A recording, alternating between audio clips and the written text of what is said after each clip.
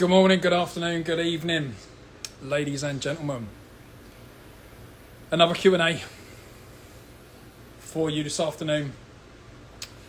Thank you for everybody who has submitted some questions for me to go through. Again, pages of questions to answer. So we're really going to get into the thick of it on this session. So I'm going to go for as long as I possibly can in answering these questions and really lifting the lid on a lot of the dynamics that are going on in relationships and what can be done. What can be done about making these changes occur more frequently. So I want to set the tone for this Q&A in really taking radical accountability and ownership, whether you are the wife or the husband in the equation. Because if there's one thing that I repeatedly see time and time again at the moment, right now, that works is when you go on the individual journey. And what I mean by that is one of the biggest destroyers from a man into the relationship is his defensiveness. And I'm sure we'll explore a lot of that today in some of the questions that have been asked, but also that will get asked here. But the counter side to that, from a woman's perspective into the relationship, is her mothering. And these two, when they play out together, are fucking destructive. Your relationship will implode all the while a man continues to be defensive and a woman continues to mother. And there's a trend at the moment, and I see it a lot with my angle and the way that I come at my own journey, my own experience with sharing the content in the way that I do, and that is that my content is used in many an occasion as weaponization. It's used on that front of, see, I told you so. And I put it in my story how on the other side of that, it's used to try and counter the balance. A lot of men look at my content and go, this fucking simp don't know what he's talking about. Where's the woman's equivalent of this page so I can send it to my wife? Because it holds truth, right? I'll let you into a little black book secret about my content. My content is me talking to me 5 years ago. So now you know. It's out in the open. My content is talking to me 5 years ago. And that's why it resonates with so many of you. Because ladies, you are experiencing what my wife was experiencing, and I now know that. I now know where she was. And gents, a lot of what I say hits hard and you fucking hate it because you have tendencies or truths that is similar to me. Similar to where I was. And that's why it triggers us. Because we see ourselves in it. And so I really want to open this up today. And let's stop playing the fighting competitive game. Let's actually start doing the things that bring about the change that we're shouting for. And let's stop taking the stance that I will wait till my partner does something. Because it's crucial. One of the very first videos that I ever did, somewhat over a year ago now, that went viral, was the man holds all the power in the relationship, and that's why women leave. Because ladies, let's be real, getting on your man's back and constantly getting at him for change, telling him what he's doing wrong and what he needs to be doing in order to make it right, don't work. Because otherwise you wouldn't be feeling what you're feeling. And gents on the other side of that, denying that you have anything to change, denying that you have any flaws and faults, gives away your power, and subsequently the relationship stays shit. It's the reality, right? For those of you that don't know my story, I'm not going to go into it fully for today's session, but my wife sat me down on the 4th occasion of telling me that she needed time away from me because she'd had enough. She sat me down on the 4th time with bags packed and was like, I'm done. I don't see any other way that we can stay together. I have to leave. This is where she was. Because on the 3 prior occasions, I had been reluctant to receive what she was saying from the love and the place that it was coming from. I saw it as criticism.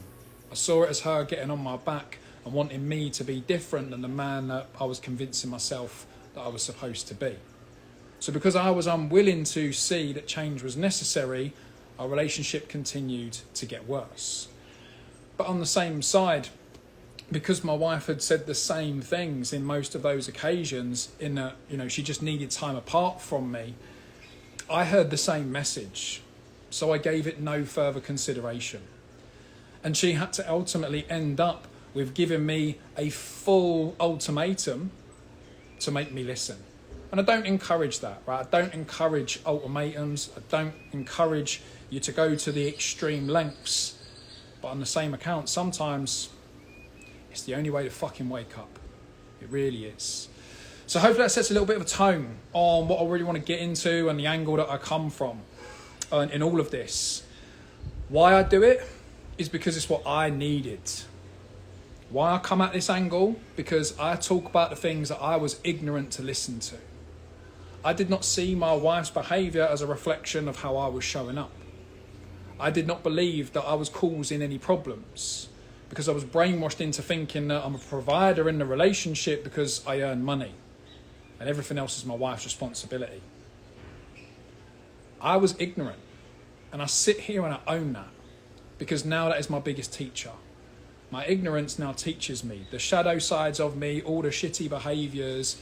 They teach me how to be a better man. I'm grateful for them all.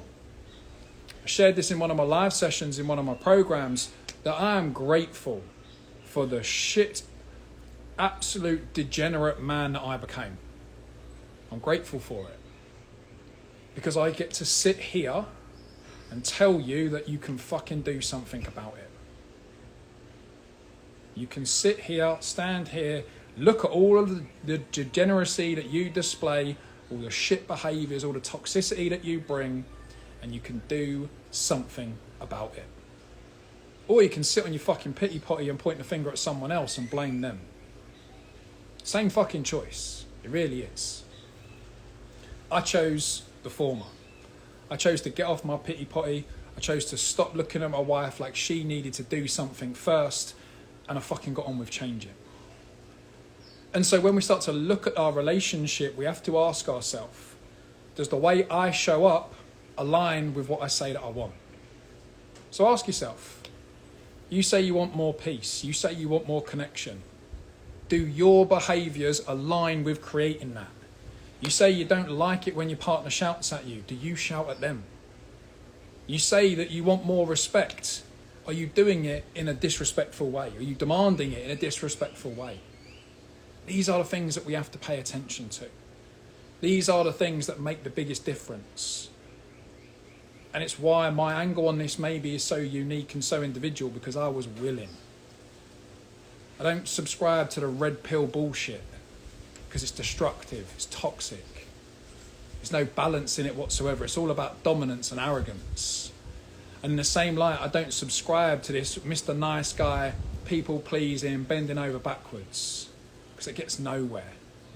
It encourages mothering tendencies from a woman. It encourages a woman to lead. It encourages a wife to be the boss.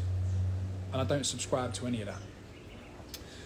So setting a bit of a tone, let me get into some fucking questions, because that's ultimately what we're here for. So if you are here live, I appreciate everybody's here. I can see a couple of questions already coming in, so I'm going to do all I can to get through and answer these.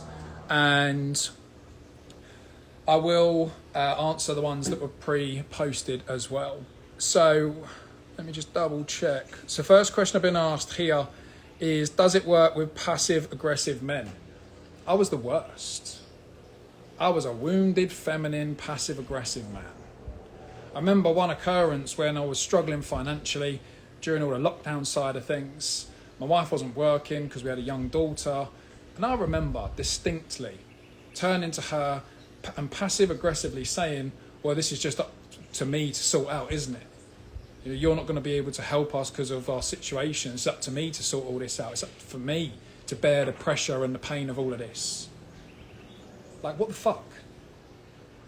We have a young child and my wife is there doing her part in the relationship, and there's me getting passive aggressive about problems I've got to deal with.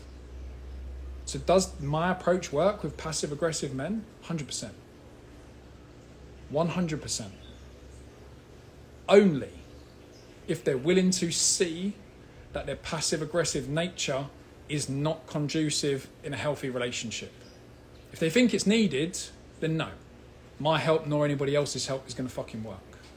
So I was a passive aggressive man. So I can outright say confidently with conviction that it does fucking work.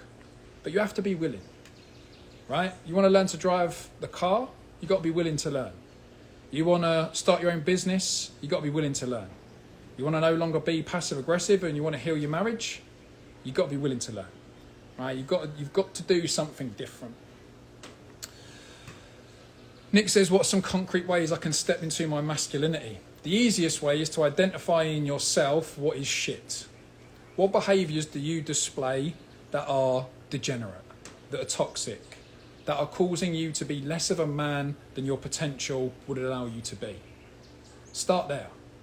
Because becoming more masculine, right, and if we go to the divine masculine side of things, it's all about balance. So if I use my passive aggressive example, I had to identify where I showed up in my life in a passive aggressive manner, and then I had to change that. I had to stop being passive aggressive. So by ultimately identifying where I was shitty in my behaviour, I could then consciously do something about that. So that in turn takes me a step forward to being quote unquote more masculine. Now, I've shared this before, maybe the first time some of you watching hear this, but in order for me to become more masculine, and I've still got a lot of fucking work to do, I actually had to become significantly more feminine. I subscribed to the notion of femininity was female and masculinity was male. And that's why I became so imbalanced, because like many men denied my emotions, I suppressed them, I didn't lean into them, I didn't want them to be a thing, because that's what women do, right? Women get emotional, women are all volatile in their emotions. So in order for me to become more masculine, I actually had to become significantly more feminine first. What did that mean? I had to be able to understand my spectrum of emotion. I had to be able to understand what my peace felt like and also what my rage felt like. I had to understand what holding space was, because if we're going to hold space for our wife, then we have to receive her emotion. Receiving is feminine. I had to become a better listener, because I always had something to say and I didn't really give a fuck what anyone else was saying. I weren't listening. I was always speaking. And I did this recently in my Primal Ascension program. I held space for one of my team, and she was expressing a past emotion and experience that she had had, and I held space for her. Bearing in mind, just 4 or 5 years ago, I had no fucking idea what holding space was. And the biggest bit of feedback that I got from all the gents that were live witnessing, there was about 25, 30 men live watching this play out, is that they were uncomfortable with the silence that I held. So you see me talking in my videos here, YouTube, if you're in any of my programs, I've got no problem talking. I've got no problem conveying and articulating my message. But what they witnessed in that session was my ability to shut the fuck up when I need to. And they were uncomfortable. Many of them fed back and said they were itching to say something on my behalf because I wasn't talking. But when I did speak, I asked prominent questions which elicited more talking to be done. Why is that relevant here? Because I was feminine for the majority of that session.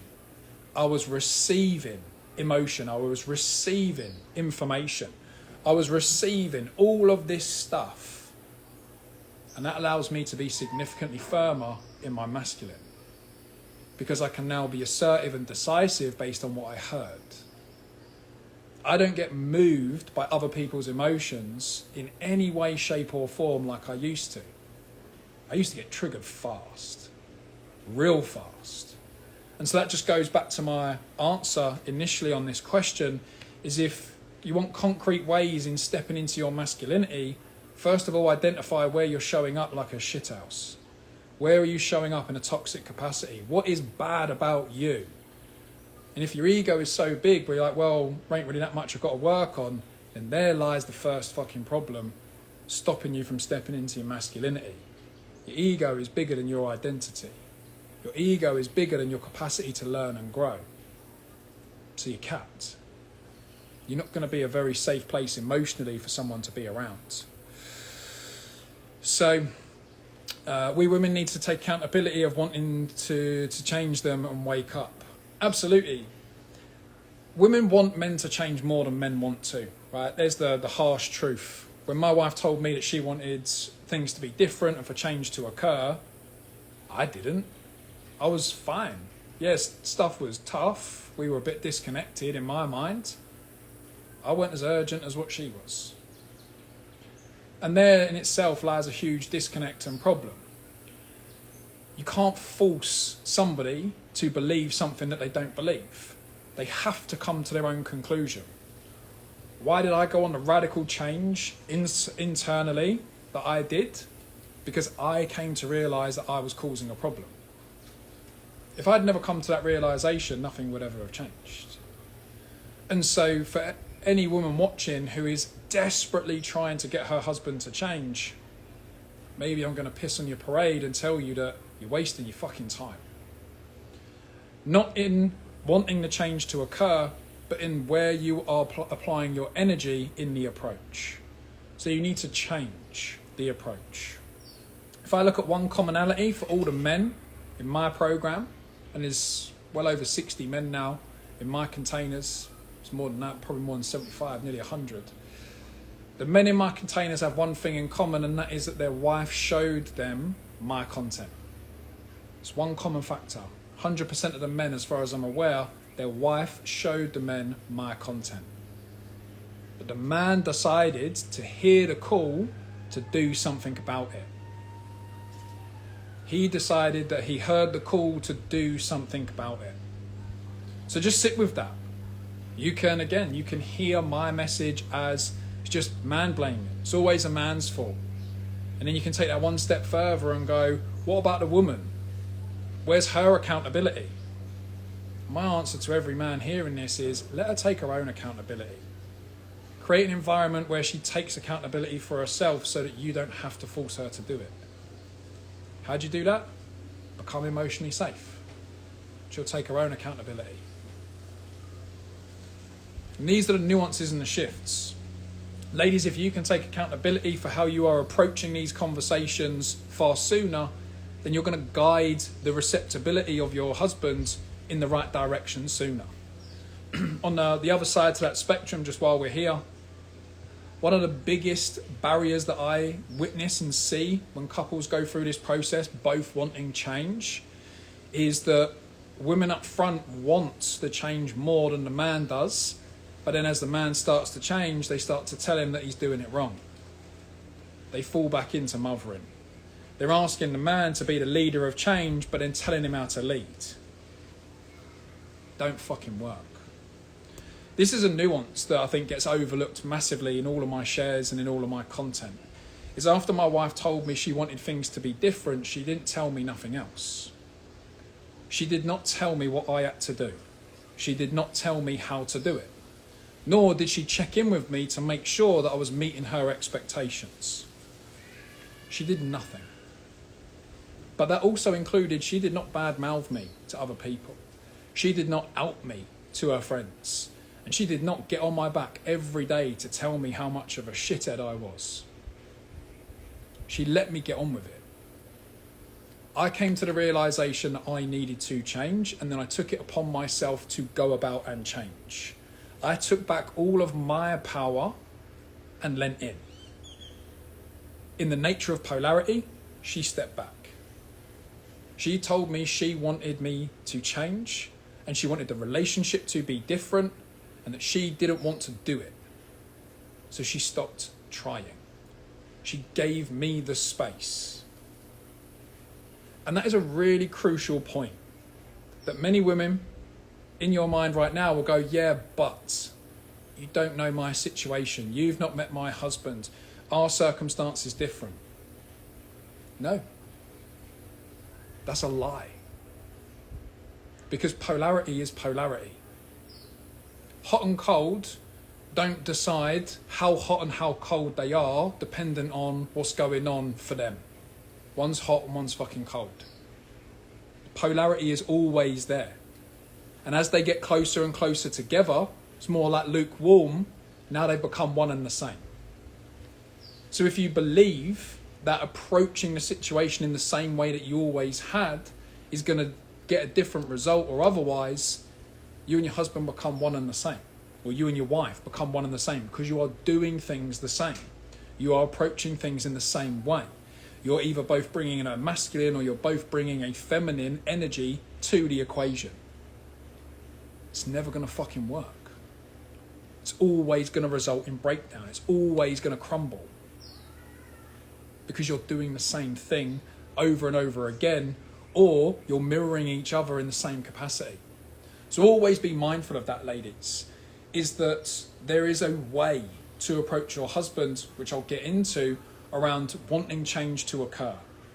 Mothering him, telling him what he needs to do and how he needs to do it, unfortunately, ain't going to fucking happen. And let me paint that picture forward for you. My wife did not take that approach.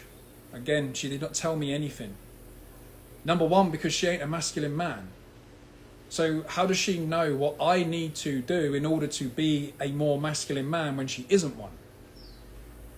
Would you take advice or guidance from anybody who has not achieved what you say you desire before you? It's like speaking to somebody in this field who is divorced 3 times over and asking them for relationship advice. That is fucking insane. Why would you do that? They have no experience on holding a relationship down or healing one. They've been divorced 3 times. They don't know what it takes. So in the same capacity, how can a man learn how to be a more masculine man from a woman who desires to be more feminine? Just think about that. Take yourself and your partner out of the equation. In any other aspect of life, you wouldn't take the advice. So why apply that principle here? In none of my learning, in none of my journey, none of the books, the podcast, none of what I learned to change to become the man that sits here before you today, did I read anything that said blindly listen to your wife because she knows better. Nowhere. But I used to be the people pleaser that sought approval from his wife before he made a decision.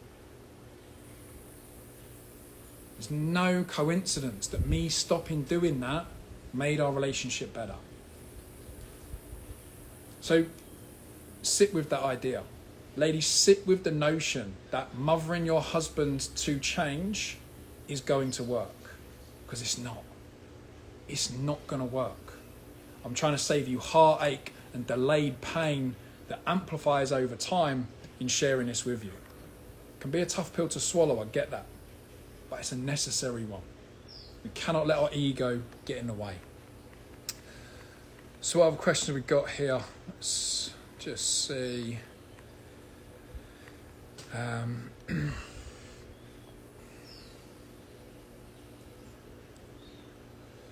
How deep does her reflection reach? Is her unintegrated trauma also a reflection of my own? Yes, is the simple answer to that.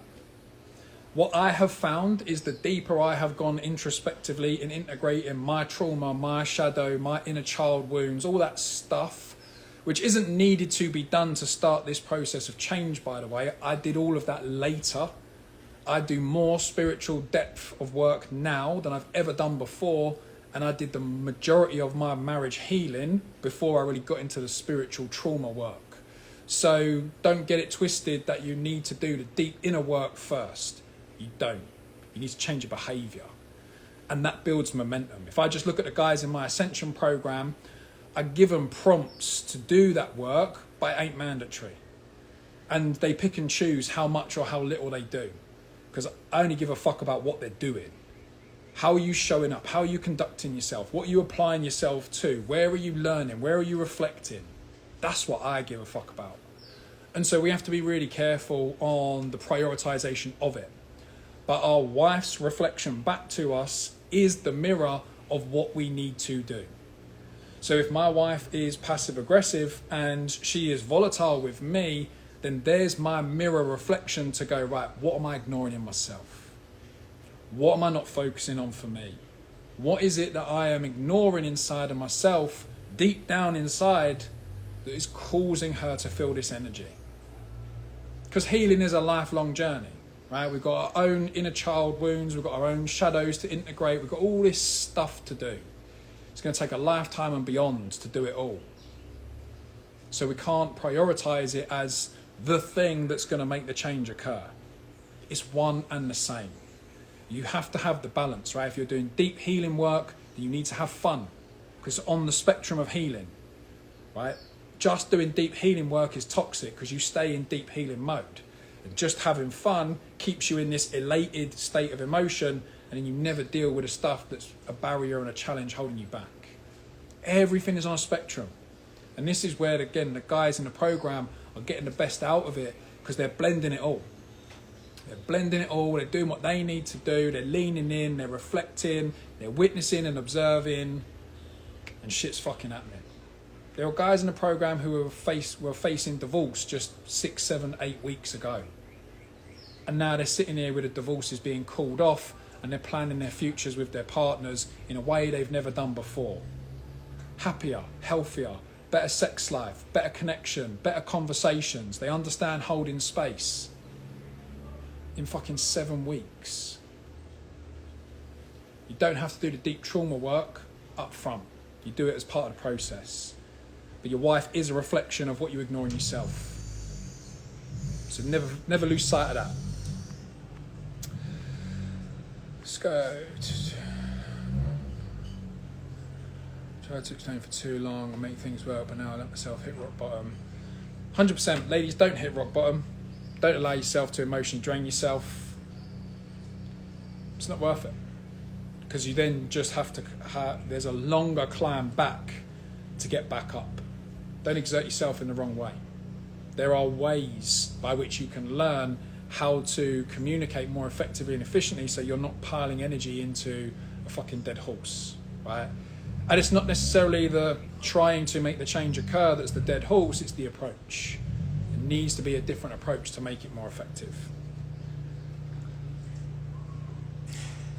So next question here, how long did it take for her to feel peace, and how were you able to navigate setbacks?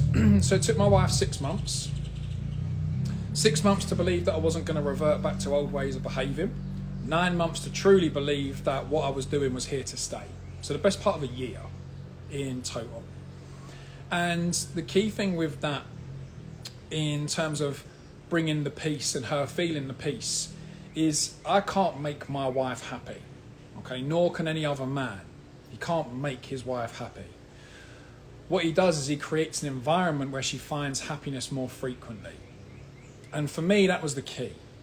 I had to come to terms with, if my wife didn't want to feel peace, she weren't going to feel it, right? I could be the best communicator, I could be the most emotionally safe, I could bring everything to the fucking table, and she could still tell me why I was not allowing her to relax, what was causing her to still be overwhelmed. She could pinpoint all of the things that were still wrong. She had every right to do that, but she didn't, because she wanted the same thing that I did, which was peace in the relationship. So you have to bear that in mind, and I had to have that front of mind, that if she didn't want to be happy, it didn't matter what I did.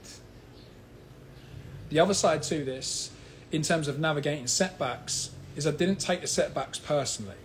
Whilst I'm the common denominator, and maybe I'm causing the setbacks, I didn't take it as a personal piece, which would then cause me to withdraw.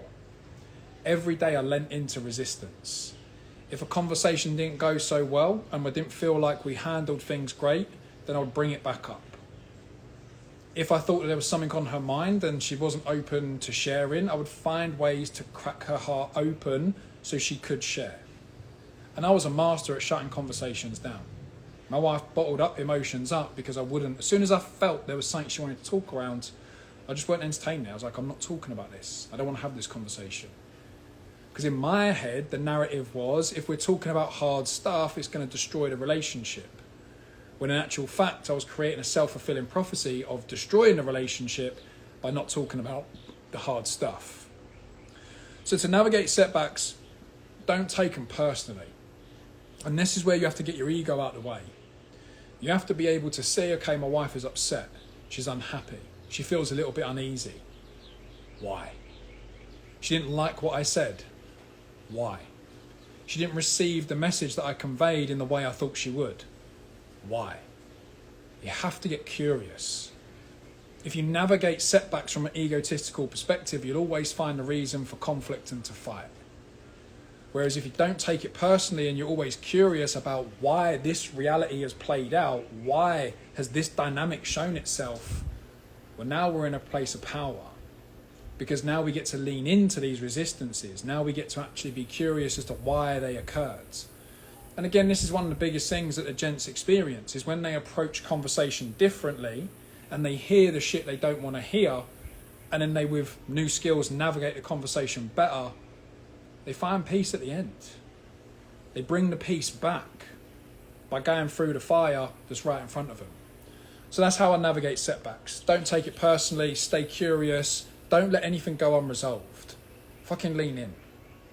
Because that's the way you get to the peace and the beauty on the other side faster.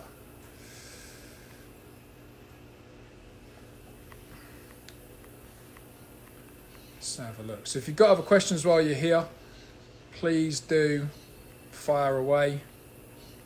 Appreciate the support, appreciate the feedback, good and bad. I don't give a fuck what people think about my work. I just know that it works. And I think more so now than ever, hearing that feedback time and time again. The men who are doing the work that I work with, they're seeing the change in their relationship. But more than ever now, I get a lot of feedback from their wives. Their wives aren't part of the program. Their wives aren't involved in my process with them. And they're significantly more removed from the gents' processes themselves. And there's more and more constant feedback coming now that it fucking works. And it's a matter of weeks. You could have been destroying your marriage for 10 years. Give me 12 weeks and I'll show you how you turn it around. You don't even need that. 6 to 8. And you'll start to see a significant difference. Some gents start turning things around in a matter of 2 weeks. Because they're actually doing the work. And the stuff that actually fucking works. Not all this nonsense. I'll call it out. Not all this nonsense therapy stuff that just gets you talking on the same level. Because therapy don't address behaviour change. You just talk. A lot of people that go to therapy come to me because it ain't worked. It's just the way it is. Working on deep lasting change. My defensiveness is a big issue. Holding a safe space for her feelings. What are the most important steps I should take to rebuild trust, create a path towards reconciliation? Great question, my friend. Great question. So the big piece on deep lasting change is here right now in this moment. We all get to decide how we show up. We all get to decide what we do. We get triggered. We get to decide, does it come out or not? So the big thing for defensiveness is we get defensive because we heard something that either we know is true, but we didn't want to hear it, or we don't like it, therefore we feel the need to defend against it, right? It tends to always go back to there's some fear or some truth behind it, one of those. So when we hold a safe space for a woman, what we have to do is leave our emotions out of it, right? Your wife's calling you a fucking arsehole. You've let her down again. She's fed up of you. She's exhausted. She's had enough. The worst thing you can do is tell her why she's wrong to say all those things. The next worst thing you can do is blow up at her. Don't fucking talk to me that way. You don't understand. Why don't you do it? Don't play that game.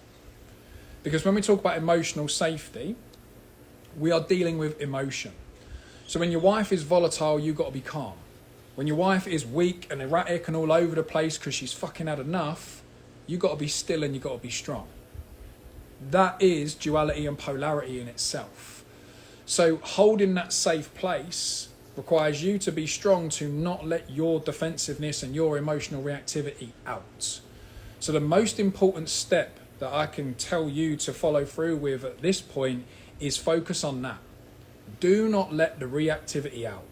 Feel it, know that it's there, don't suppress it, but don't let it out. Feel it all, embrace it, but hold it in. Hear your wife out for all that she needs to say. And then when you've done that, feel what you felt, go away, process it. Journal, write some notes, think about it. Why did this come up? Why did it trigger me so much? Why did I want to erupt in her face? Start thinking about why. And then when you've made sense of that, go back, bring it up and say, hey, look, when we were in conversation the other day, I'm not sure if you're aware, but a few things really got me triggered. And I'm here to protect your emotions, so I didn't let any of it out in the moment. I've been reflecting on it, made some sense of it. I'd love to share with you what was coming up for me, just so that you're on the same page. It's all good. I'm not projecting this onto you. I'm not making it an issue. I just want to be vulnerable and share with you what was coming up for me. Would you be open to hearing that? Because that's now building trust, right? In that moment, your wife is hearing that you got fucking triggered and you didn't let peep out. And now you've been emotionally mature in your ability to go away, process that, make sense of it, and then fucking come back and let her know. You've got emotional vulnerability, you've got strength, you've got care for her emotions, you've got the capacity to hold space when she needs you to. You can be strong when she's being weak. That's where you build trust. Because in that moment, we go back to the point on accountability, your wife gets to go, holy fuck, he could have given me 2 guns blazing in that moment and he didn't. Maybe I should take a step back on blowing up at him so much. He's displayed a level of self-control that actually makes me feel really good. Maybe I could display the same level of control more often. That's the path for building trust and reconnecting.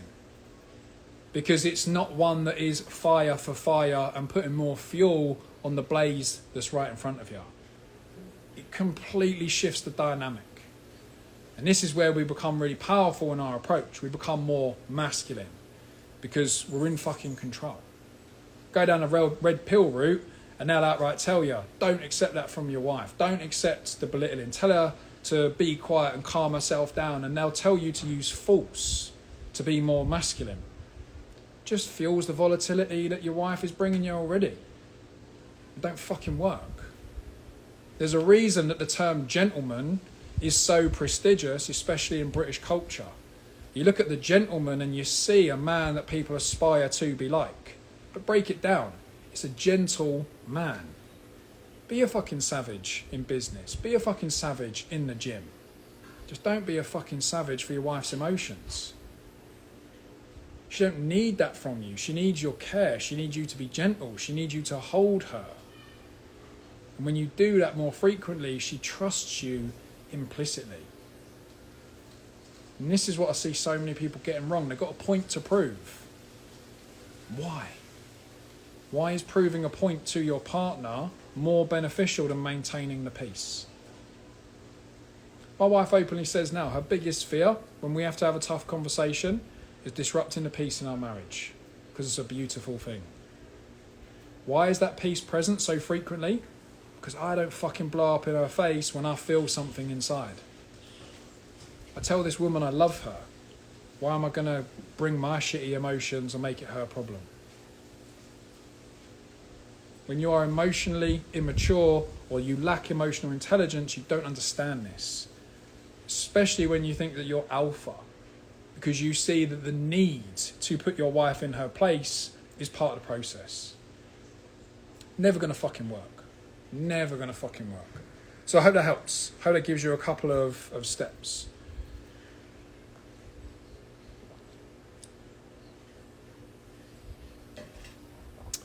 When you say that you need to change, which qualities is it that your wife is lacking? And what makes you want to address those qualities? So my wife isn't lacking anything, nor is any woman, and largely nor is any man. We all have what we're supposed to have at this stage in our life. We all have the experience, the maturity, the whatever it is that we're supposed to have. We don't lack anything. We have all we need. Where it comes in is, what do we desire more? Right? So if you have all you need, but emotionally you cannot control your temper, you cannot control your tongue, you cannot control your eruptions, you just have to let it all out. If you desire more peace, then we have to witness that and go, okay, there is the opportunity to develop a better emotional capacity to bring more peace. Because if I align my behavior with my reality, well, my emotional volatility don't bring me peace. So really it's less about what we lack. It's more about, am I aligned in the way that I show up in what I desire, right? It's like saying, I don't want to argue in my relationship anymore, and then always shouting at your partner. Well, clearly you do want to keep arguing because you choose to shout. So when I observe what my wife is displaying, it's not what she is lacking, because she's just reflecting back where I'm at. Right? How I make her feel is what I receive from her. And so I look at it from the perspective of, what's the opportunity in front of me? Right? She ain't lacking anything. I've got the opportunity to grow. And then as I grow and I create more safety, or I shift the dynamic, because as I change, the relationship has to change by default, then I get to witness, has the reality and her behavior aligned with more of what we want in our relationship? I never tell my wife what she needs to address. Right? I make it very known if I'm not happy with certain things, or I don't appreciate certain things, but I will never tell her that she needs to change this thing. Right? If I don't appreciate being spoken to in a certain way, I'm like, I hear what you're saying and I understand why you're saying it. I don't appreciate the words that are being used. There's my directness. Right? I don't appreciate the words that are being used. I'm open to the conversation. I'm open to hearing it all. It doesn't have to be conveyed in the way that it is. If you feel that is necessary, that's fine. Then this conversation cannot take place. I'm here for love and respect. I'm not here to be spoken to like I'm a piece of shit. Because it doesn't build anything. It doesn't create anything tangible. It doesn't move us in a direction that we say we want to travel. And also, I'll never speak to my wife like a piece of shit either. Therefore, there's no way I'm accepting it coming back to me from my wife or anybody else. Because it's not what I do. Let's take content. Look at the amount of personal or direct derogatory comments that get plastered in public on content. Notice that the individuals who create content and they know their purpose, they're aligned to being of service, they don't do that. I would rather fucking blow my brains out than publicly belittle somebody else's opinion and personally attack them based on where they are and what they do. Who the fuck am I to do that? I'm not fucking perfect. I've got loads of work to do.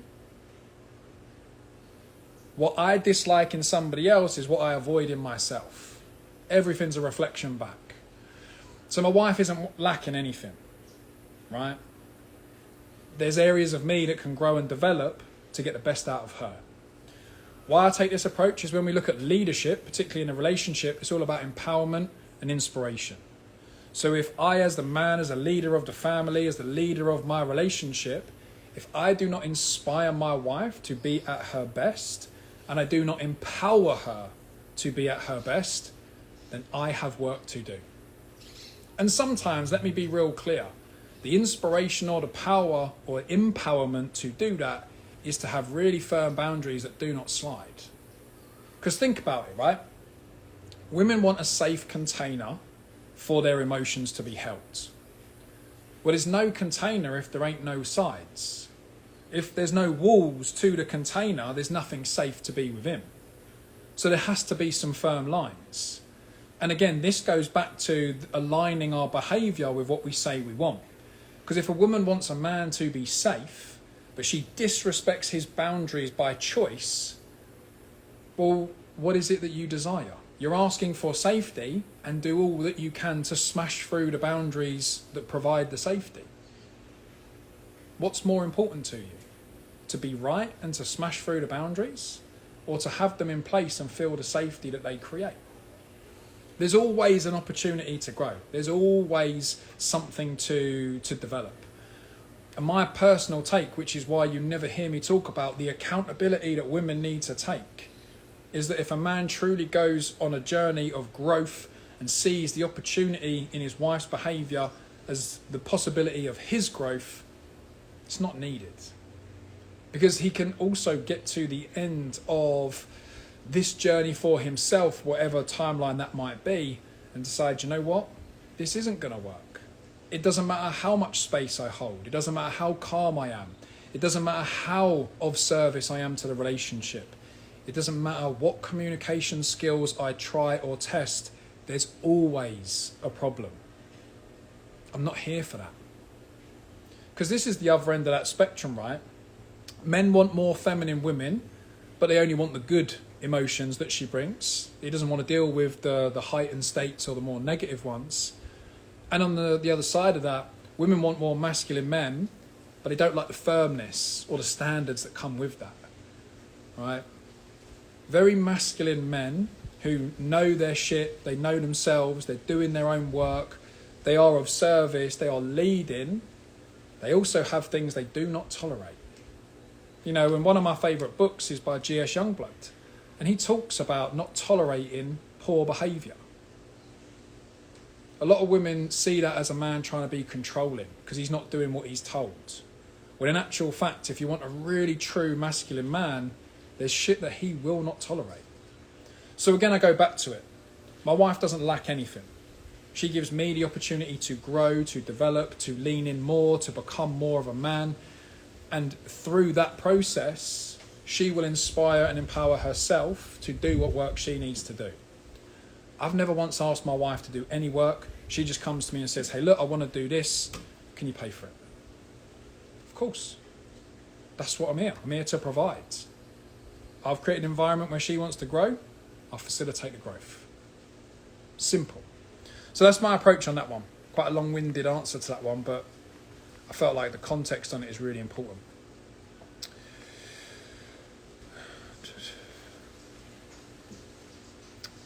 You are the most straight point with your topics. I appreciate that feedback.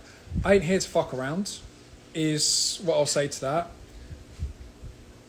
My wife telling me that she wanted to separate and divorce was enough for me to realise that I was causing a problem in some capacity.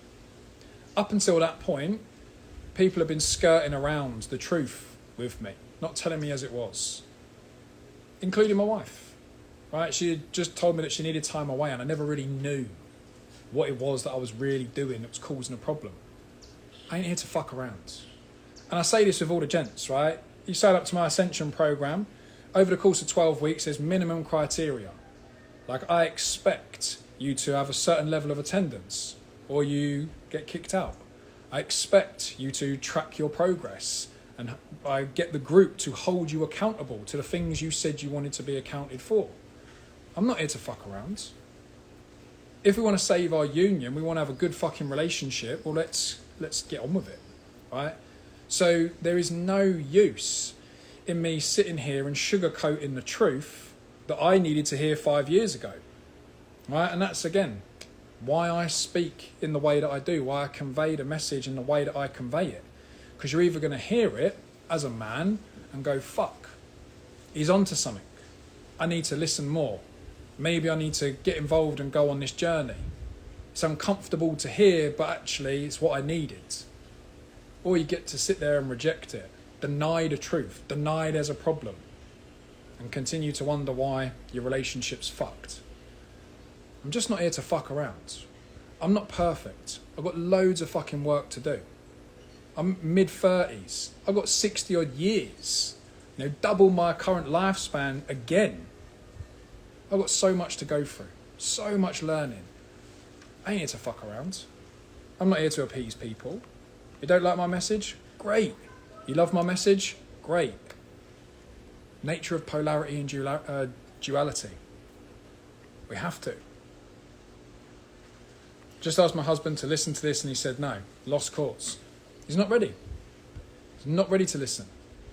Doesn't want to listen. Doesn't see it as his time to change.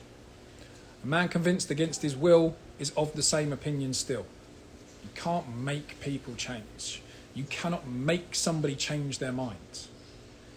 Look at how divided the world is. Vegans, carnivores. Pro-vax, anti-vax.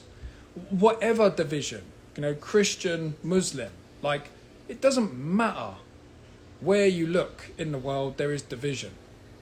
And trying to convince somebody to believe something that they outright do not want to believe. Game over. As an individual, as a man, as a woman, we have to come to our own conclusions and decisions. The men that I work with have decided that they want better for their marriage. They want better for their family. So they're willing to do what needs to be done. And I'll be real with you. That's why they're fucking killing it. That is why they're killing it. That is why they're outright changing their relationships. Because they want to. I have quite a strict vetting process in terms of men coming through, social media or otherwise, and actually getting in the program. Because I don't want people who just hope their relationship is going to get better. Because it won't. It won't. So it's not that your husband is a lost cause, it's that he's not ready to decide that he wants to change or that he wants change. He's only ready when he's ready. My husband's home trauma has affected his adulthood, then our marriage. It's impacted how to support and understand him. I feel like I'm paying the price and he is emotionally closed out. So, my take on this is that we've all got fucking trauma. We've got our own trauma, we've got our family's trauma, generational, ancestral, collective, right? Depending on where you are in the fucking trauma spectrum, there's so much trauma. We can't heal it all. There's no fucking way. As an individual, we can heal all that trauma. No way. What we can do is integrate it and learn. Okay? My parents, in certain situations, used to shout at me. Okay? Caused me trauma as a child. Now, in certain situations, my kids trigger me to want to shout at them. And sometimes it comes out so quickly, I can't control it. Immediately, I go into introspective, reflective mode. I'm like, fuck. Why did I have to do that? Why did I have to behave that way? Because that's how I was treated. Right, so now I've identified an area of trauma for me that I'm now going to do something about. I'm now going to actually change. And this is the process that we have to go through. We either sit here and go, oh, I've got so much trauma that I'm fucked and I can't do anything in my relationship. Or we identify it and go, fuck, that triggers me so bad because of trauma. And now I can see this is detrimental in my relationships. Now I'm going to do something different. The only moment you can change is right here, right now. The only moment that you can change is right here, right now. You can't change the past and you cannot change the future. It's only right here, right now. So we either get to choose that the trauma is a lesson and we're going to change because we're aware of it, or we're going to stay the same. And the trauma is going to be the reason why nothing changes. It really is a mentality. And again, not everyone's ready to hear that. I used to find love in chaos. I used to find love in all of the disruption and the destruction in interactions. Loved it. Because that's what I learned.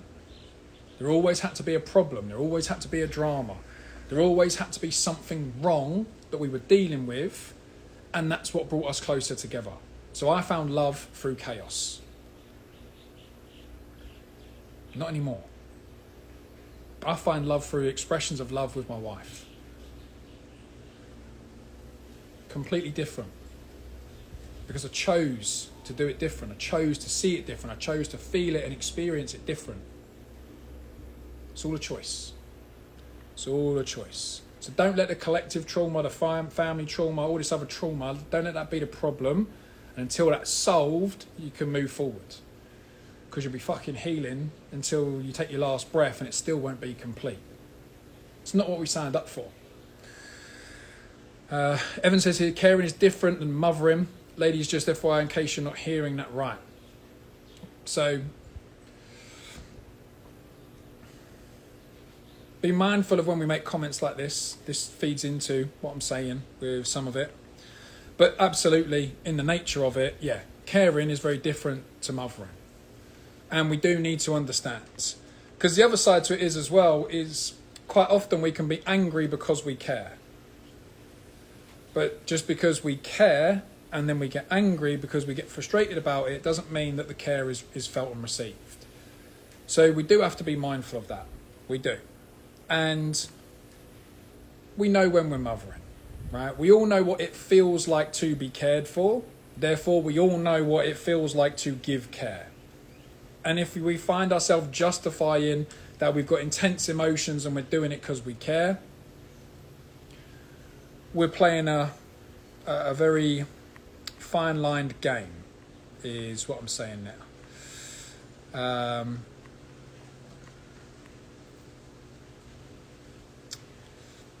Let's have a look. So, got a couple of things here. Opening discussions in a loving way. 100%.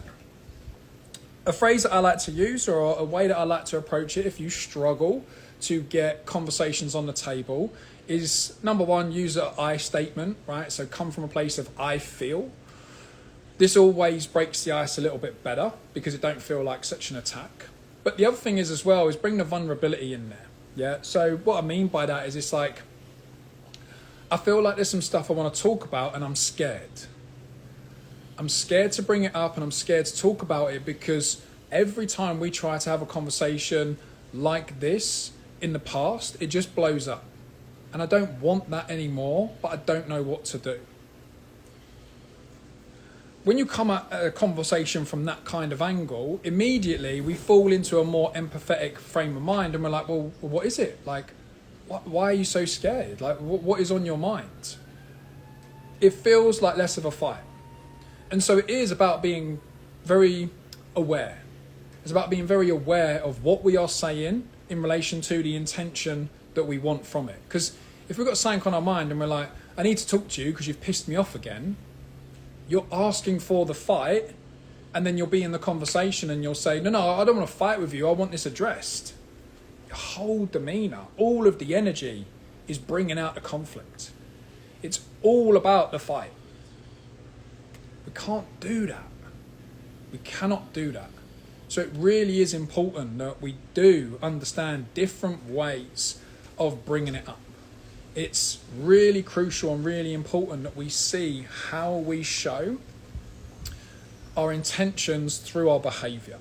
So if you're struggling to bring things up, then tweak the way that we bring them up.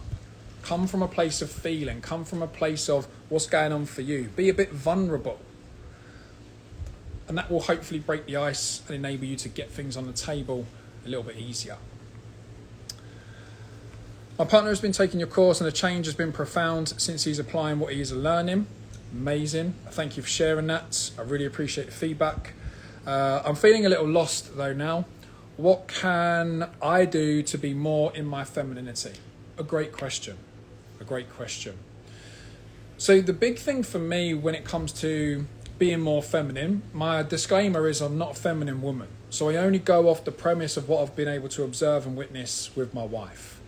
But a big thing about leaning into femininity is authenticity, right? It's being okay with being vulnerable. It's being okay with being open. It's being okay with sharing how you truly feel, whether it's soft and warm or it's a bit more heated and intense.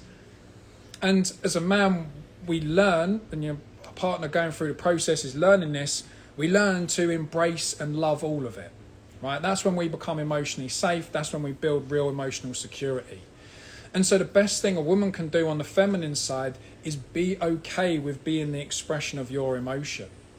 But also understand that if you want to create more peace, find ways to bring more peace in. Little things, right? So your partner's in the program. Let's say he's holding space more and you're noticing the difference in his communication. Tell him, I really appreciate how you've held that space for me. Or I really appreciate how you've approached that conversation. Let him know that you notice the difference in him. I never ask my wife to meet my needs, right? I go above and beyond in what I can do on a day-to-day basis to meet her needs. And subsequently, she does all she can without my request to meet mine. Straight up reciprocation. Because I'm leading, she becomes of service. Because I'm of service, she reciprocates. So they would be my biggest points on wanting to lean into your femininity as your partner goes through the process. Is men want respect and admiration, right? That's what allows our masculinity to rise. That's like you breathing life into us, saying that, you know, we've got this, we're in control, we can be trustworthy, we're doing the stuff that allows you to feel great. So make it be known, right? Verbalize it. Let him know how much you appreciate him specifically. I really appreciate the way you handled that conversation. Or I really appreciate when you did this and I saw you do that. Like, it makes me feel so safe or so relaxed around you now that you're doing these things. If you can be specific in what you like, he's going to do it more often, right? And he's going to feel that you trust him. He's going to feel connected to you because he's getting that feedback from you. He doesn't need it for the validation, right? The witnessing of you changing is all the validation that he needs. But again, in the direct nature of what I've just said, by you communicating things that you've never per se communicated before, that's a change that's going to inspire him to be like, I'm going to fucking carry on. I always describe this, say in my programs, in that what we're trying to do is bring the connection to be the regularity and the volatility to be the anomaly, right? So if you've had more disconnecting situations than you have connecting, then be forthcoming with ways to connect.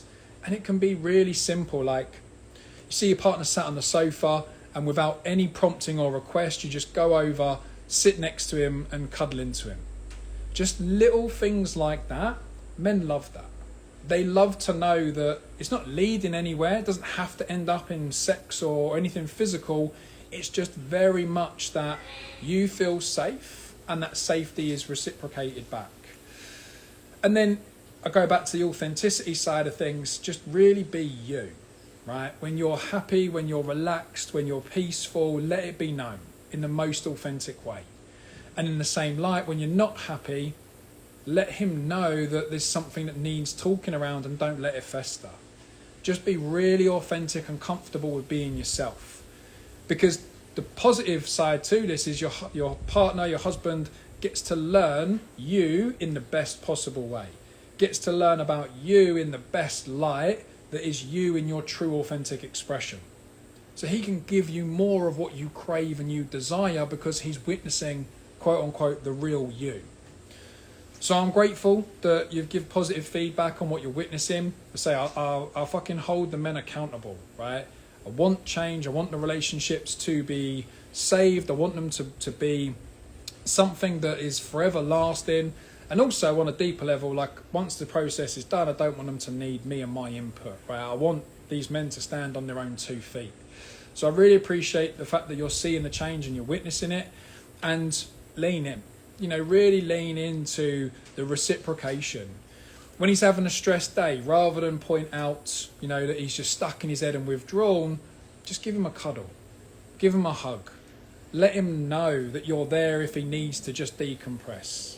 Yeah, so hopefully that gives you a few little ideas, but authenticity and just really leaning into more of what you want, showing the appreciation, the recognition.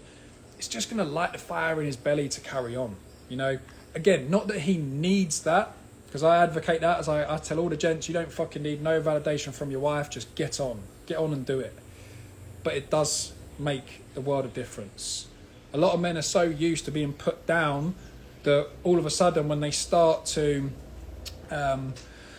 get the recognition makes them feel just as uncomfortable, but in a good way. Yeah, so hope that gives you some stuff to work with. But again, really appreciate the feedback that you're enjoying the change that you're witnessing in your husband and your partner. Long may it continue. Let's have a look.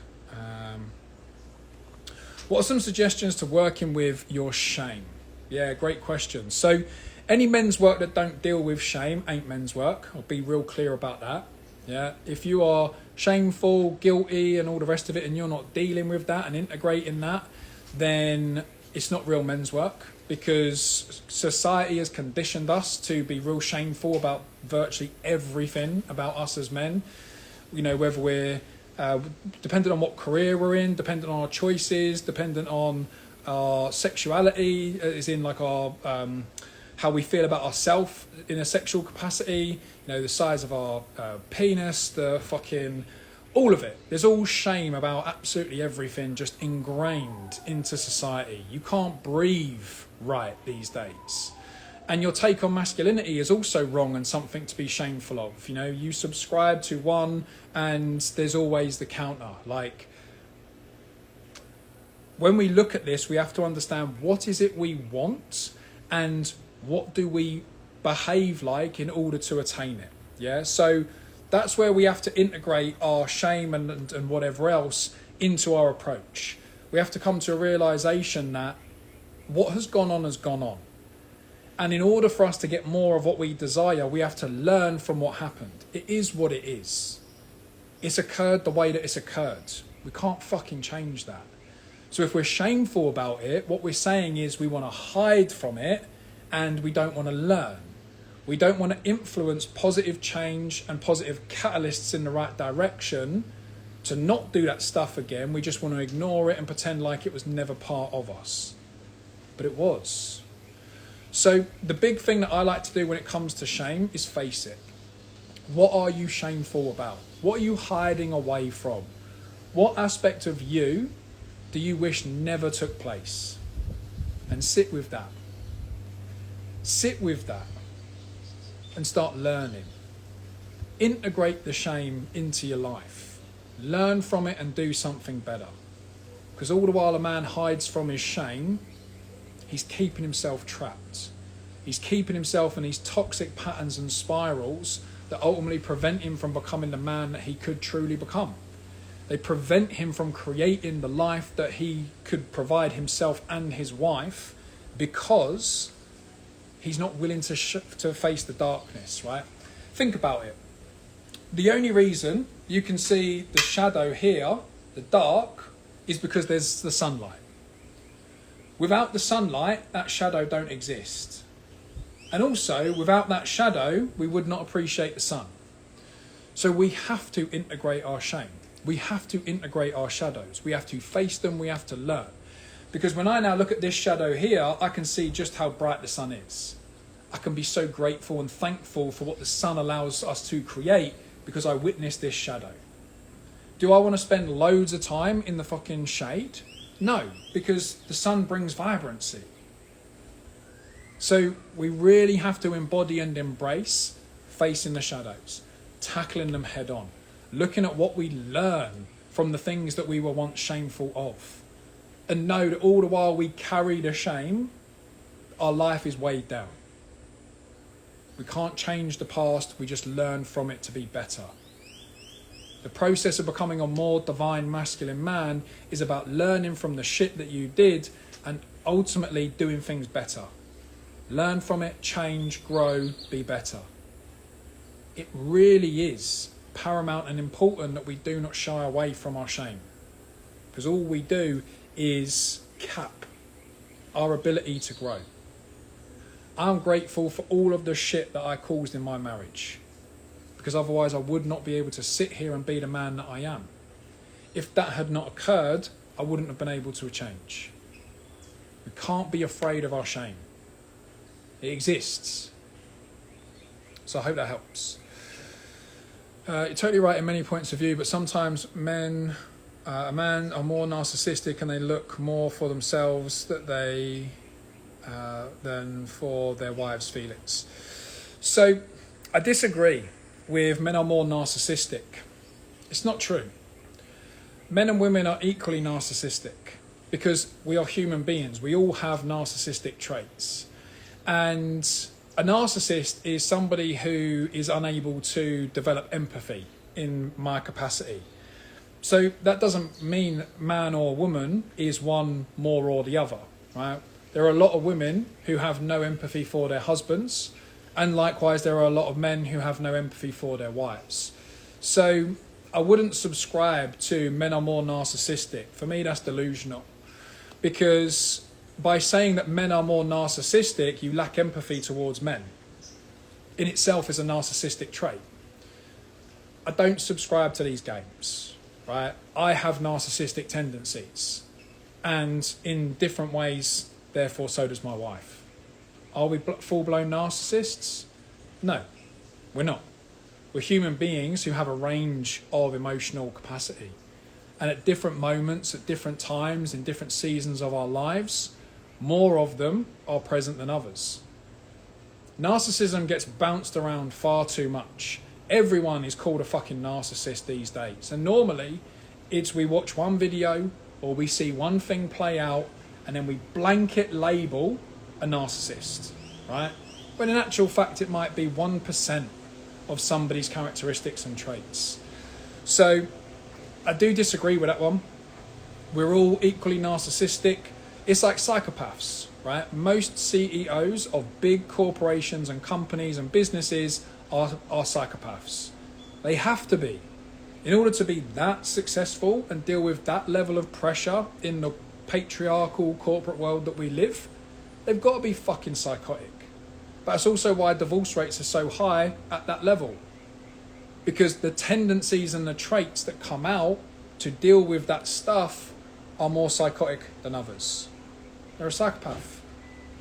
But in certain instances, you wouldn't have it any other way. Because it allows them to do what they do. So I think anybody watching, man or woman, if you fall into this trap of just blindly throwing labels at your partner, you are playing the blame game, right? There's no self-reflection. Well, you're the narcissist, so you need to change. Man or woman, you ain't fucking perfect, right? And all the while we negate any self-accountability for how we can improve, we're going to play the losing game. So my take on that is just be really mindful with the narcissist labels. Yeah, we all have narcissistic tendencies. We can all do and say really shit things at certain points. Don't need a label thrown on it. Narcissists can't develop empathy, right? And I've first-hand witnessed men who have been labelled narcissists under my guidance, under my provision, learn how to be empathetic, and their wife actually recognised the empathy that they displayed. Categorically, the narcissistic label that they were slapped with is now void and redundant because they developed the one thing that a narcissist can't. A lot of the time, it comes down to a lack of skills. It comes down to a lack of understanding on what it actually means in order to be a better human being, man or woman, in a certain situation. We've got to learn, right? They missed the fucking communication lessons at high school and college and university. They missed them. None of us got taught how to communicate as a man to a woman and a woman to a man. Nobody taught us polarity. Nobody taught us how to build a deep, intimate, loving marriage. We just get told that marriage is hard. We just get told that it's a tough slog. And yet through sickness and health, we've got to be there for each other. Well, they missed the fucking core components to make that happen. So put it down to lack of skills, right? And again, I attest to it, I subscribe to it, that when you're equipped with the right skills, when you understand polarity, when you know how to fucking show up in a relationship, you'll never need to use a narcissistic label ever again. So don't fall into that trap, is what I'm saying. We're all narcissists, and now that we've discussed that, let's just fucking crack on and be better, right? That's the way I approach that one. I find I get the non-reaction, but not reconciliation, even when I hold safe, grounded space for it. Again, lack of skills. Lack of skills. One of the biggest communication lessons that I teach in my Ascension program is how to literally structure a conversation, how to hold space, how to be curious, how to question, how to validate, how to bring a conversation to conclusion, like a proper break it down so that everybody can do it. Some women don't like to question him, right? They're like, it feels like you're just grilling me and it's interrogating, because they're not used to questions being asked and their husband ain't used to asking questions, right? So they don't know how to do it. Lack of skills. And in the same light, most men don't know how to conclude a conversation so that the feminine doesn't just continue to expand her thoughts and wonder, well, when are we going to talk about this again? Because it ain't resolved. Nobody taught us. So what I would recommend here is having a conversation about the lack of reconciliation. You know, I love it when the conversations take place because the holding space is really good. What I'm finding is we lack that conclusion at the end, and I want to explore why. I want to try and understand why there just doesn't seem to be the reconciliation at the end. Because something's missing, and I'm not sure what it is. Would you be open to that conversation? Like, straight up, address the thing that's not being addressed. Address the thing that allows the progress to take place. Address the thing that allows it to move in the right direction. I say it to the gents, I teach a 4-step process that allows anything to be spoken around. Again, this is probably my signature piece in all of the communication work that I do. I don't see anybody fucking teaching you how to do this, right? And I had to figure it out. I was actually working one-to-one with a client and he pushed me to create this framework because he was like, it's fucking gold. It's genius. How are you doing it? Where are you reading it from? So I created it. It is what it is. But nobody else is fucking teaching us how to do it, right? And I only know because I went through the process and did it, and then I've been through enough situations now with other individuals to know that it fucking works.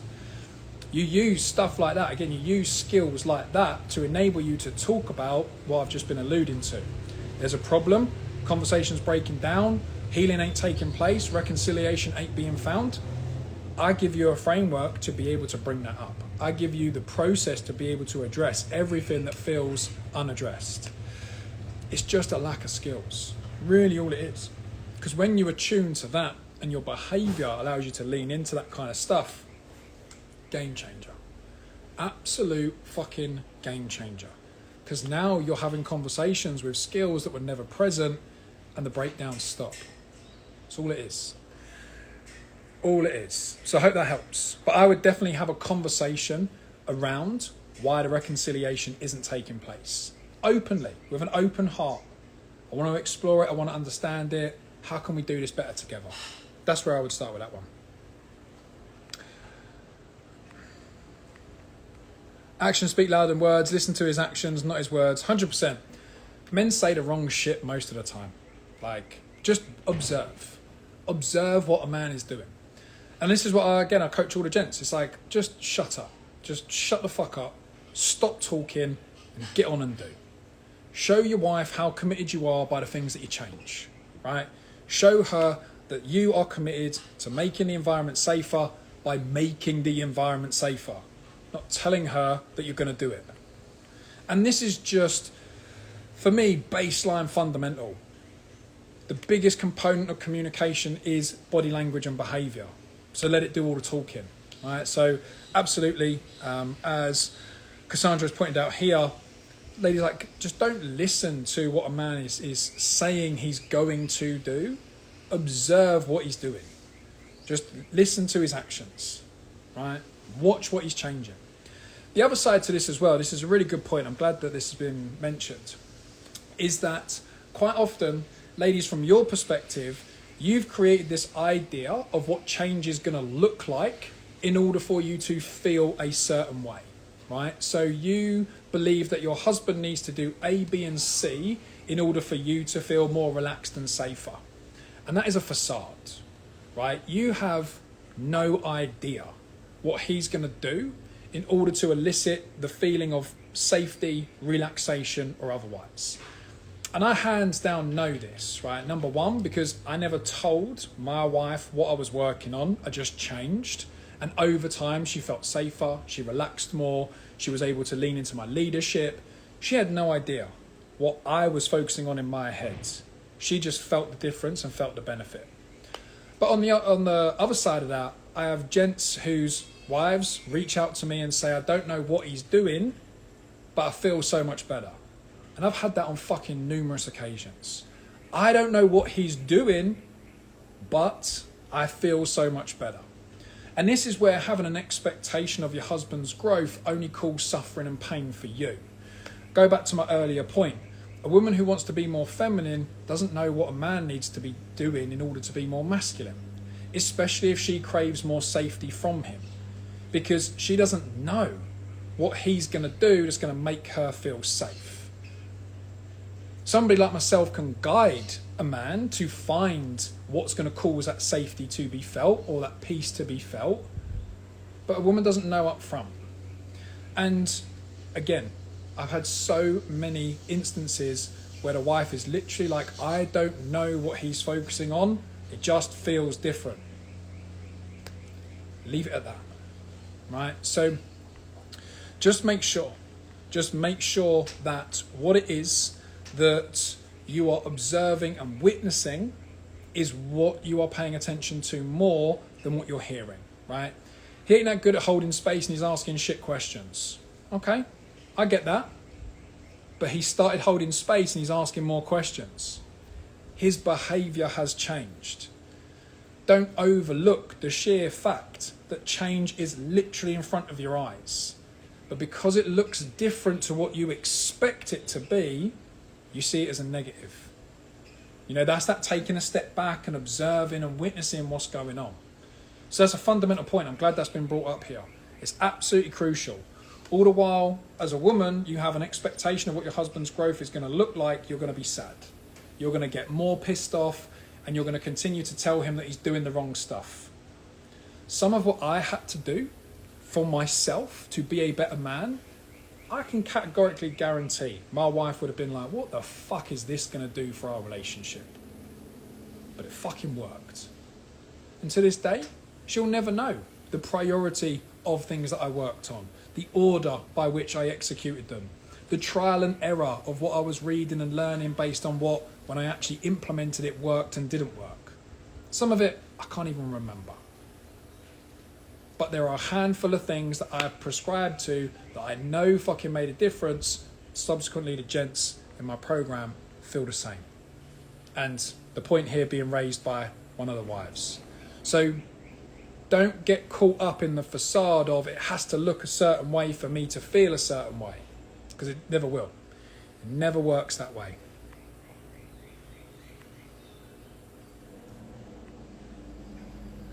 So how do I do all of this when she goes into isolation mode via long distance, just be at peace with myself and put good energy out into the universe? Yes, it is a short answer to that. The other side to it is be intentional, right? And builds off of kind of what I was saying there around lead with your actions. Yeah, you don't need to try and get her to know every fine detail about what you're doing, but it's ultimately just letting her be able to observe that things are shifting and changing. You know, you're showing up in conversation on the phone different. You're physically developing and changing yourself, and she notices that if you're in a vest or topless or whatever. Like, just let her visibly see that you are changing and evolving and doing things different, and that will encourage her to stick around more, right? You've got different energy in the conversations. You're more curious. You are holding space. You're not making it all about you. These are the little things where your wife enables herself to go, something's a bit different here. I'm not sure what it is, but something's a bit different. Let's see where this goes. So yeah, allow the communication to take place via behaviour. So what is the book? It is called The Masculine in the Relationship by G.S. Youngblood. I just say videos of the lives. First, something you should know about, but do not.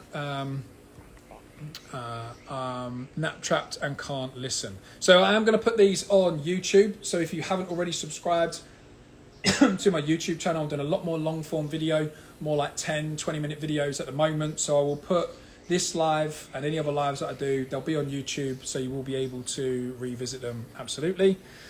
I'm going to try and see. Probably going to do about 10 more minutes, and then I'm going to wrap this one up. Does my wife having an affair mean it's a perfect opportunity to change? My initial response to affairs is it's over, like it's done, walk away, especially if it's raw and it's fresh. However, if you decide that you want to work through it and heal through it, then yes, it is the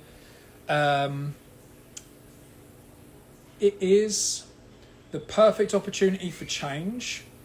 My caveat with that, as I'm thinking, is you need to distinguish why the change is going to occur, right? So if your wife having an affair is the catalyst for you to change, to try and win her back and keep her loyal to you, but she has no intention of doing that, she's done and she wants to be with loads of other men or with somebody else, then make sure you align your change with the outcome that's, one, you desire, and two, that is actually attainable. My whole premise on affairs ain't for everyone, right? I would go as far as going, if you have the urge or the desire or the inclination to be with somebody else sexually, just get out of the relationship, right? Just leave. You ain't trustworthy, you ain't loyal, you ain't committed, man or woman. The most sacred thing in a woman is her womb, and the most sacred thing about a man is his seed. So the reason that we bring the two together is for the creation of life. It's the most sacred experience, okay? And energetically, it breaks a barrier that we hopefully don't share with anybody else. That's the energetic barrier that intimately brings us closer together. So if we are openly either sharing our seed or sharing our womb with whoever we fucking desire, and we want to take that outside of a relationship and a marriage, my opinion is don't get fucking married. Don't intimately tie yourself and connect yourself to one individual who you say you want to honour and devote yourself to, and then bring the capacity for emotional interference sexually into that. That's my take. I don't subscribe to the whole polyamorous side of things. I don't subscribe to the open relationships. I don't subscribe to any of it. Because how can my wife feel fully emotionally safe and secure in my presence, with my leadership, with my guidance for the family, when either one of us or both of us is spreading our sexual capacity elsewhere? I don't subscribe to it. I don't subscribe to this notion that you truly love yourself if you're able to be with loads of people sexually. No, it's called promiscuity. It's a dopamine kick. It's important that we understand what we want. If we want devotion, if we want honour, if we want real sacred union, you ain't sharing that with anyone else. If you want to be a sexual leader, right, a man, you want to have sexual leadership in the relationship, you ain't spreading that attention and that devotion around. Nor, as a woman, are you going to feel it to the depth that you could if you desire to be with other men. So again, align yourself. If you want the freedom, promiscuous, polyamorous lifestyle, don't fucking get married. Just don't get married. Don't devote yourself and then contradict yourself. That's my take on it. That is my take on it. Affairs, it's game over. It's game. I don't play that game. My take ain't for everyone. I get that. That's fine. But that's my take on it. I'm going to do 2 more minutes is what I'm going to do, because my battery is actually running lower than I thought it would. Trauma and choice, so grateful. How'd you guide me? Yeah, Leanne, absolutely. It's all a choice, 100%. Always a pleasure to have worked with you.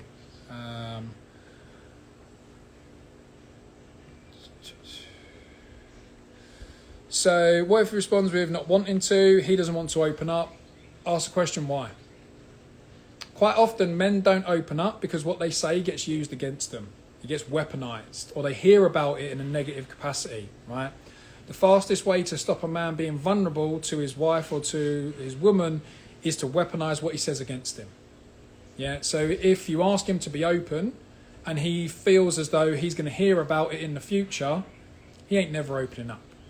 And again, this goes back to that reciprocation of what do we want more of, right? If you say you want peace in a relationship, but then you throw back at your husband what he shares with you when he's trying to be vulnerable and being open, don't expect him to open up. Yeah, like, so I would be asking, that's just an example off the top of my head, but I would be asking a question, why doesn't he want to open up?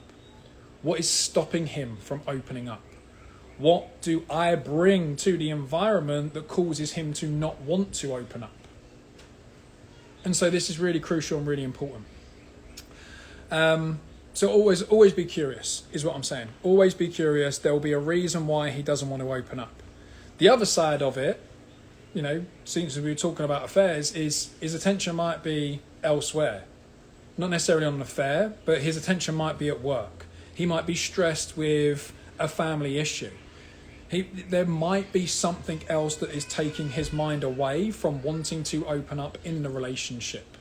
Okay, so not just an affair. Could be stress, could be pressure, could be anxiety, anything. There could be something that is causing him to not want to open up because he might feel as though it's going to let everything out like floodgates opening. So again, it goes back to it. The question is why? Why does he not feel safe in opening up? Why does he not want to open up? Why is it that he feels what he feels? So I'm going to leave it at that. I am running out of battery far faster than I anticipated. Couple of final questions here. How many hours a week is needed to be in your program? So there's a minimum commitment of 2 live sessions, which is 90 minutes each. That's 3 hours, plus an additional 2 hours a week in terms of work that needs to be done behind the scenes. So all in all, you're probably looking at about 5 hours a week minimum of commitment to go through the program. And then you have got additional stuff that you'll be doing within the relationship anyway, which largely will fill into typical relationship time. But every man gets their eyes opened when they come in, like it's a minimum 5 hours a week commitment. Because let's be real, if you're not committing that amount of time to your growth and development right now, well, there's a correlation between why things aren't where you want them to be. So minimum 5 hours a week is what I would say in terms of my Ascension program is what would be needed. How can I support and inspire him to become more divine and masculine man?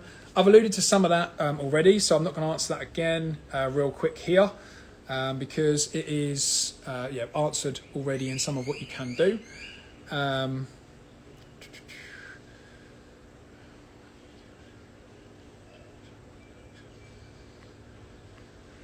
Better. So there's a couple more questions here. So if I haven't got around to answering your questions, fucking hell, seems like it's quite a lot. I was quite behind on the chat, which is a good thing. So I'll absolutely do another live session sometime in the next 2 weeks, perhaps, to pick up on any of the questions that I haven't answered or spoken into already. I believe some of what were asked prior to the call have been answered in some of the questions that I have answered here.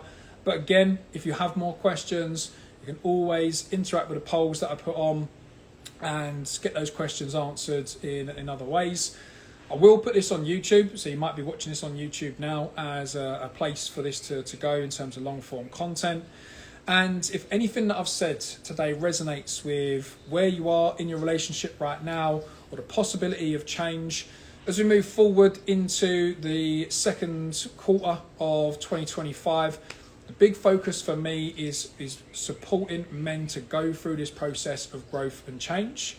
I'm going to be revamping my couples program, and for the first time, I'm partnering with a woman to deliver a female-orientated and feminine perspective program as well.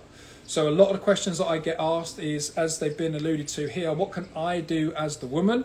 And finally have real full alignment in me not offering that, but being confident to be able to offer that in a supplementary form to the men's program that I run currently as well. So from April moving forwards, there's going to be my men's program and a complementary women's program that you can take part in as couples or as individuals.